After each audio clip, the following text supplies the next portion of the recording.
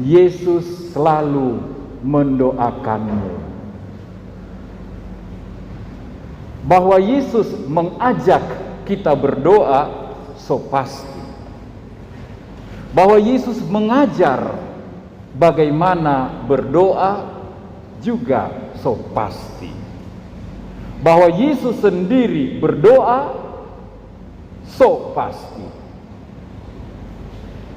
Tapi mungkin kita baru tahu bahwa Yesus mendoakan kita sungguh-sungguh. Seperti katanya, bukan untuk mereka ini saja aku berdoa, tapi juga untuk orang-orang yang percaya kepadaku karena pemberitaan mereka. Saudara-saudari, Tuhan Yesus mendoakan kita.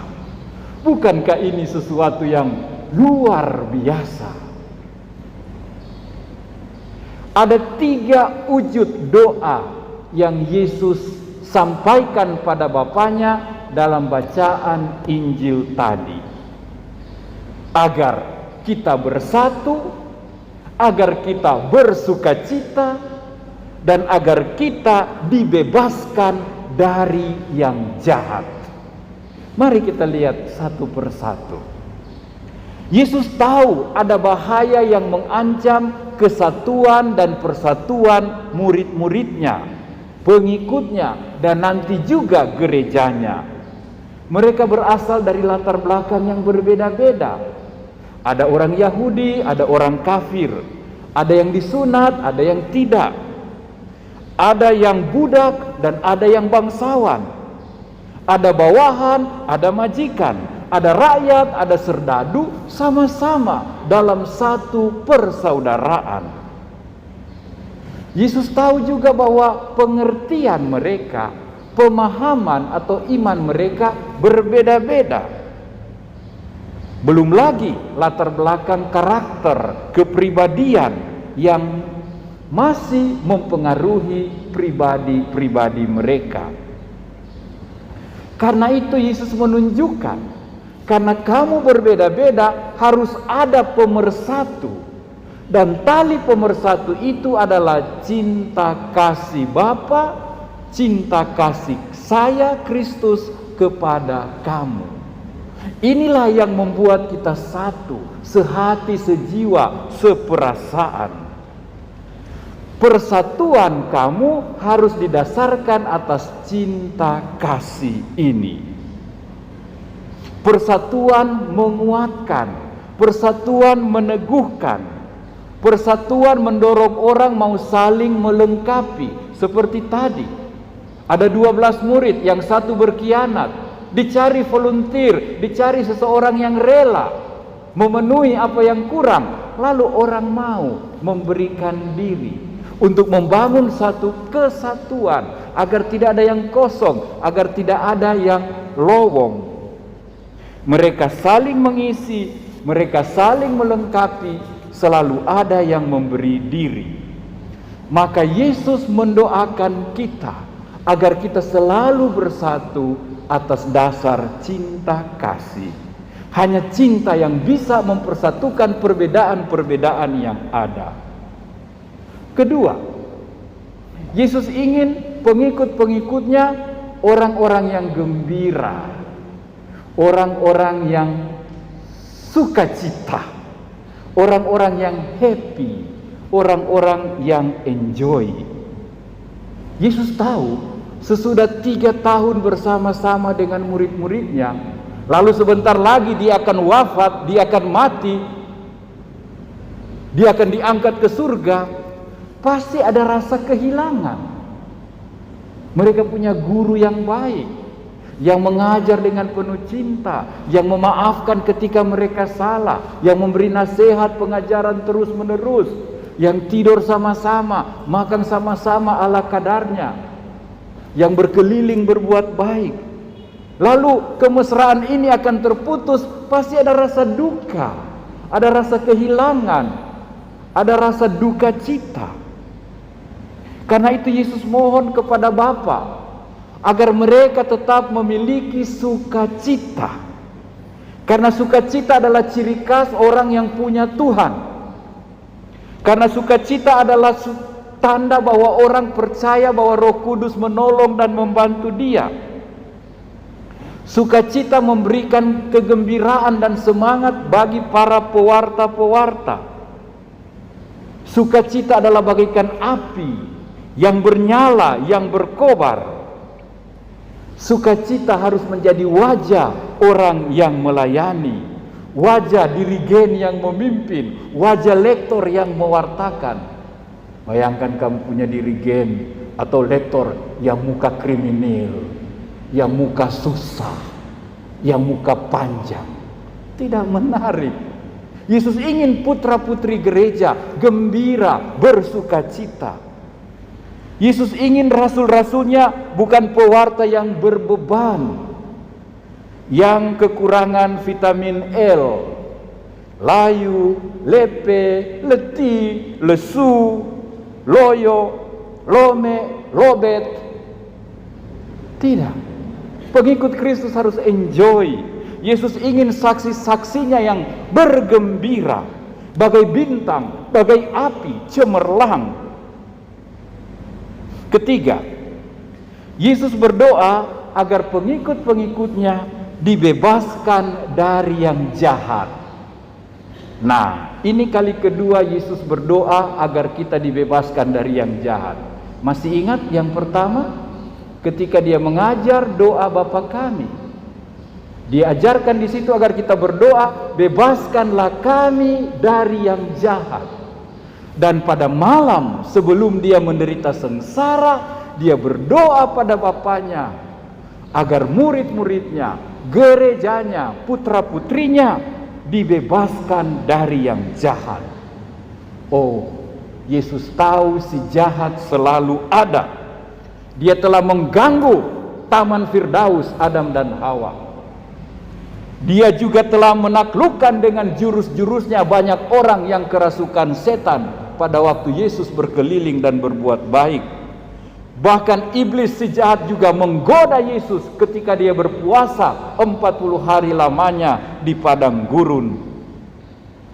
Karena itu Yesus berdoa, lindungilah mereka ya Bapa dari yang jahat. Kuduskanlah mereka, jangan mereka jatuh dalam cobaan, jangan mereka jatuh dalam yang jahat, jangan mereka sampai tak salah Tuhan. Yesus tahu si jahat ada. Seperti ditulis oleh Santo Petrus, waspadalah dan berjaga-jagalah. Musuh-musuh iblis berkeliling mondar-mandir seperti singa yang mengaum mencari mangsa untuk ditelannya. Iblis selalu ada di sekitar kita. Di mana ada kebaikan, mengintip si jahat. Di mana ada kebenaran, mengincar sang pangeran kebohongan. Karena itu Rasul Paulus kasih nasihat, yang merasa diri baik, yang merasa diri saleh, yang merasa diri suci, yang merasa diri berdiri teguh, hati-hatilah jangan jatuh. Yesus tidak berdoa agar kita dibebaskan secara total dari cobaan, tapi agar kita selama di dunia ini mampu melawan, mampu mengalahkan cobaan, godaan apapun yang dirancang si jahat bagi kita. Maka saudara-saudariku, persatuan berdasarkan cinta kasih menghasilkan gereja, komunitas, keluarga yang bersukacita dalam kebenaran, dalam kekudusan. Dan inilah yang membuat kita mampu mengalahkan godaan dan cobaan dunia. Mari kita tengok sejenak dunia kita, negeri kita, keuskupan kita, paroki kita, keluarga kita, kelompok-kelompok kita. Adakah benih-benih perpecahan di sana? Adakah persaingan, penguasaan, pembenaran diri dan yang lain disalahkan? Adakah tanda-tanda yang satu memaksakan kehendak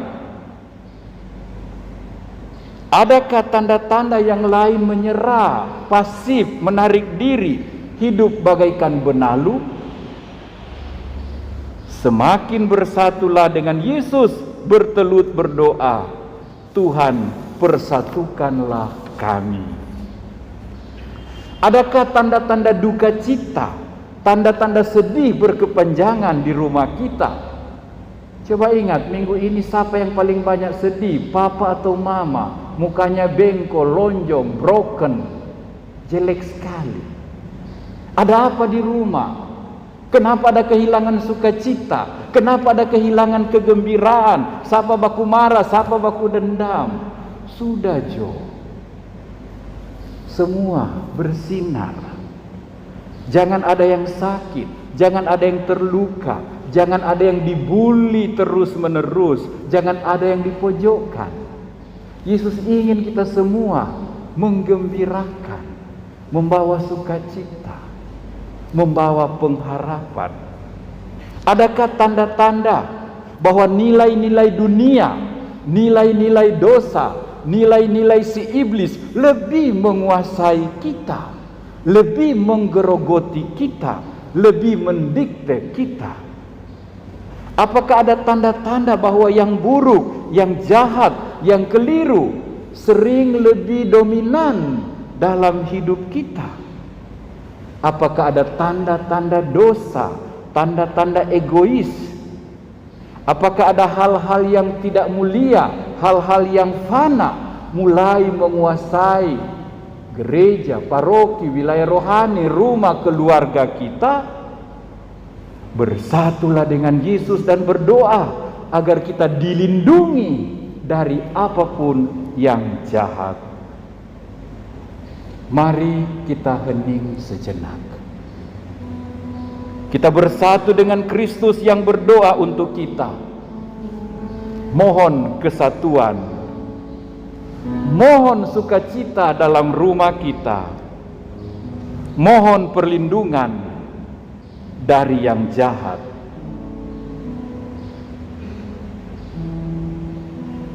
Bila kesatuan terancam terpecah, bila sukacita tak hiasi wajahmu, juga bila si jahat coba ganggu hidupmu, Yesus kan tetap berdoa bagimu. Berdoa memohon Bapanya, satukan, kuduskan dan lindungi anaknya. Berdoa dia tak pernah berhenti, dia selalu mendoakanmu.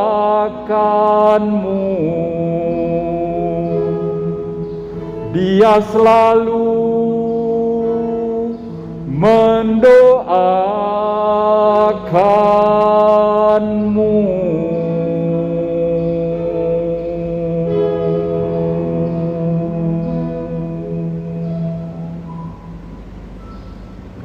Terima kasih, Tuhan Yesus selalu mendoakan kita.